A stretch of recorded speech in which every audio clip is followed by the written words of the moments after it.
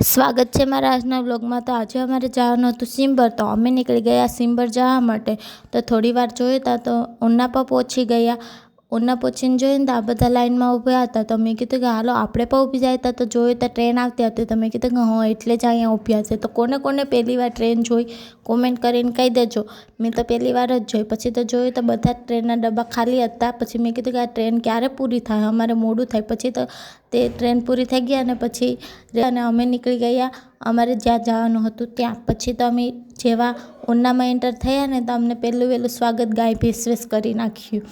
મેં કીધું કે આ તો મને દર ખેલે નડે જ બધીમાં।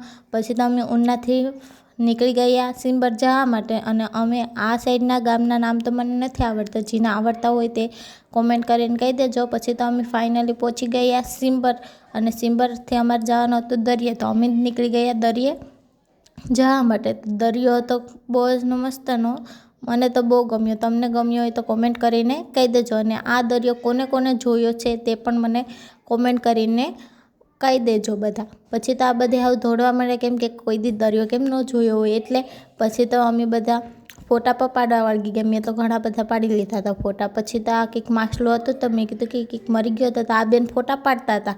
પછી તો અમે કીધું કે હાલો હવે અમારે મોડું થઈ જશે, કેમ કે રાત થવા લાગી હતી અને બહુ અંધારું પણ થઈ ગયું હતું। પછી તો આ મારા જીજુ કડેસલો પકડવા વળગી ગયા। મેં કીધું કે તમારા જેવા તો નાના છોકરા પહારા કહેવાય। પછી તો કડેસલો પકડ્યો તો પકડાનો નહીં ને હવે અમે નીકળી ગયા અમારે માસીને ઘેર જવા માટે। તો હવે મળશું મારા નેક્સ્ટ વિડીયોમાં।